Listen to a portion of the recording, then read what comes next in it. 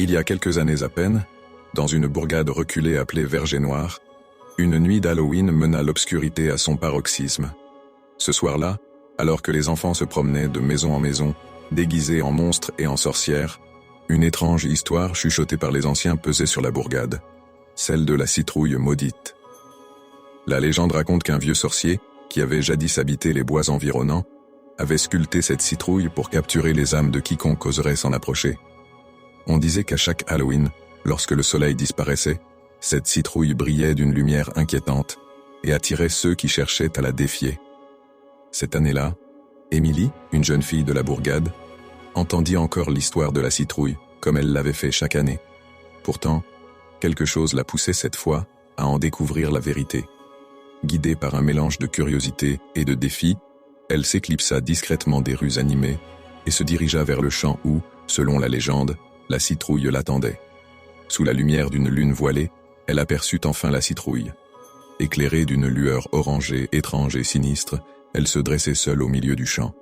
En s'approchant, elle sentit l'air devenir glacé, et soudain, un murmure à peine perceptible résonna. « Rentre chez toi, Émilie. » La voix semblait émaner de la citrouille, comme si elle la connaissait. Malgré la peur qui montait en elle, Émilie continua d'avancer. Elle posa sa main sur la citrouille, et aussitôt, une onde glaciale traversa son bras.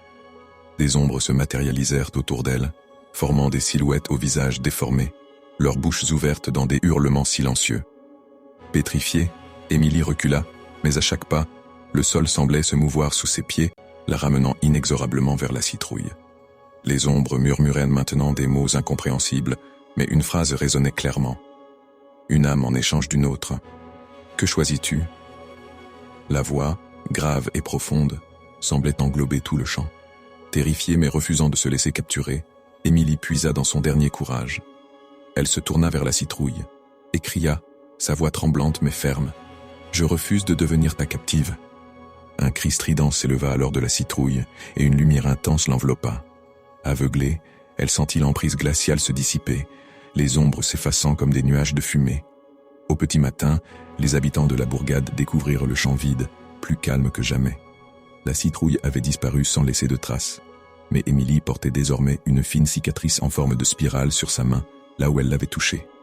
Ce Halloween-là, Verger Noir retrouva son calme, mais les anciens prirent soin de raviver la légende, rappelant aux enfants qu'au cœur de chaque citrouille illuminée pouvait bien se cacher une ombre qui attendait.